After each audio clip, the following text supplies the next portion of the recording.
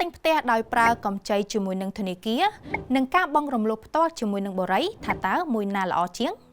តាមពិតទៅការបង់រំលោះទាំងពីរនេះមានទាំងចំណុចល្អនិងចំណុចមិនល្អខុសៗគ្នាហើយវាក៏អាស្រ័យទៅលើតម្រូវការនិងលក្ខខណ្ឌរបស់បុគ្គលម្នាក់ៗផងដែរខាងក្រោមនេះគឺជាចំណុចខ្លះៗដែលលោកអ្នកគួរតែពិចារណាទាំងការបង់រំលោះជាមួយនឹងបរិយផ្ទាល់និងការបង់រំលោះជាមួយនឹងធនាគារ 1. ការបង់ជាមួយនឹងបរិយ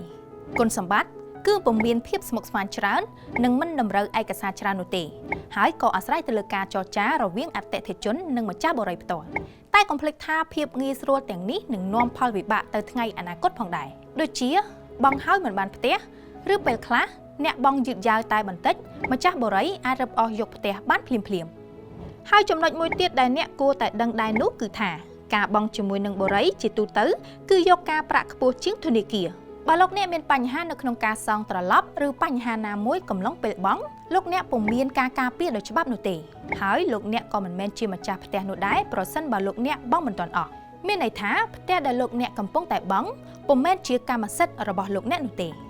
ករណីខ្លះដែលសង្កេតឃើញសប្តាហ៍ថ្ងៃគឺមានអ្នកខ្លះបង់បានតែពាក់កណ្ដាលស្រាប់តែមិនអាចបង់បានហើយម្ចាស់បរិយនោះក៏រឹបអូសយកផ្ទះវិញចុងក្រោយលុយក៏អស់បង់លុយហើយមិនបានមកវិញហើយអត់ផ្ទះនៅទៀត 2. ការបង់ជាមួយនឹងធនាគារជាធម្មតាដោយសារតែគ្រឹះស្ថានហិរញ្ញវត្ថុផ្លូវការឬធនាគារគឺជាគ្រឹះស្ថានស្របច្បាប់និងដើម្បីការពារអតិថិជនពីបញ្ហាគ្មានលទ្ធភាពសងត្រឡប់នៅថ្ងៃក្រោយដូច្នេះរាល់ដំណើរការខ្ចីលុយទិញផ្ទះជាមួយនឹងធនាគារតម្រូវឲ្យមានឯកសារត្រឹមត្រូវនិងការសិក្សាលម្អិតពីស្ថានភាពហិរញ្ញវត្ថុចំណូលចំណាយនិងលទ្ធភាពសងរបស់អតិថិជនច្បាស់លាស់ជាងការបង់ជាមួយនឹងម្ចាស់បរិយតែចំណុចនេះយើងក៏អាចនិយាយបានថាវាក៏ផ្ដល់អត្ថប្រយោជន៍ទៅដល់អតិថិជនផងដែរគឺការពារពួកគាត់កុំឲ្យមានបញ្ហាលទ្ធភាពសងមួយទៀតប្រើកម្ចីជាមួយនឹងធនាគារនិងហិរញ្ញវត្ថុមកទិញផ្ទះតម្រូវឲ្យអតិថិជនមានដើមទុនចូលរួមចន្លោះពី 20% ទៅ 30% ផងដែរតែអ្នកគួរតែដឹងដែរថាការបង់ជាមួយនឹងធនាគារឬមីក្រូហិរញ្ញវត្ថុនោះមានន័យថាអតិថិជនគឺជាម្ចាស់កម្មសិទ្ធិផ្ទះនោះដោយផ្ទាល់ដូច្នេះរាល់ការរឹបអូសឬបញ្ហាផ្សេងៗគឺត្រូវឆ្លងកាត់នីតិវិធីនិងសាលក្រមតុលាការតែប៉ុណ្ណោះមានន័យថាអតិថិជនទទួលបានសិទ្ធិការពារពេញលេញដោយច្បាប់មានការការពារត្រឹមត្រូវហើយធនាគារពុំមានសិទ្ធិរឹបអូសផ្ទះពីអតិថិជនបានតាមតែចិត្តនោះឡើយទោះបីជាអតិថិជនបង់យឺតយ៉ាវឬខកខាននៅក្នុងការបង់ក៏ដោយដែលផ្ទុយពីការបង់ជាមួយនឹងបរិយមួយវិញទៀតជាទូទៅគ្រឹះស្ថានហិរញ្ញវត្ថុផ្លូវការគឺតែងតែមានអត្រាការប្រាក់ទាបជាងបរិយ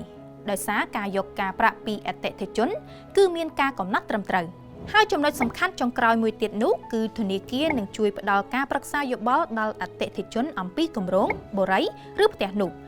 ថាពិតជាមានច្បាប់អាជីវកម្មច្បាស់លាស់និងប្រវត្តិនៃគម្រោងនោះផងដែរដើម្បីសម្រួលដល់ការសម្រេចចិត្តរបស់អតិថិជនដូច្នេះលោកអ្នកអាចប្រៀបធៀបបានពីគុណសម្បត្តិនិងគុណវិបត្តិមុននឹងសម្រេចចិត្តបង់រំលោះជាមួយនឹងបរិយឬក៏បង់រំលោះជាមួយនឹងធនាគារតែកុំភ្លេចថាមុននឹងលោកអ្នកសម្រេចចិត្តទិញផ្ទះដោយបង់រំលោះមិនថាជាមួយនឹងម្ចាស់បរិយឬធនាគារនោះទេលោកអ្នកគួរតែគិតអំពីចំណូលចំណាយរបស់លោកអ្នកឲ្យបានច្បាស់លាស់សិនហើយលោកអ្នកគួរតែមានលុយបង់មុនចាប់ពី 20 ទៅ 30% មុននឹងសម្រេចចិត្តខ្ចីធនាគារបង់រំលោះផ្ទះលោកអ្នកក៏គួរប្រកាសដែរថាការបង់ជាប្រចាំខែនោះមិនត្រូវបង់លើសពី 30% នៃប្រាក់ចំណូលរបស់លោកអ្នកនោះឡើយយ៉ាងណាក៏ដោយខ្ញុំសូមលើកទឹកចិត្តលោកអ្នកដែលមានបំណងចង់បង់រំលោះមិនថាជាផ្ទះរថយន្តឬសម្ភារៈផ្សេងៗនោះឡើយលោកអ្នកគួរតែបង់រំលោះជាមួយនឹងគ្រឹះស្ថានហិរញ្ញវត្ថុផ្លូវការទើបមានសុវត្ថិភាពគ្មានហានិភ័យមានការការពារពេញលេញដោយច្បាប់និងសុខភាពហិរញ្ញវត្ថុល្អប្រសើរ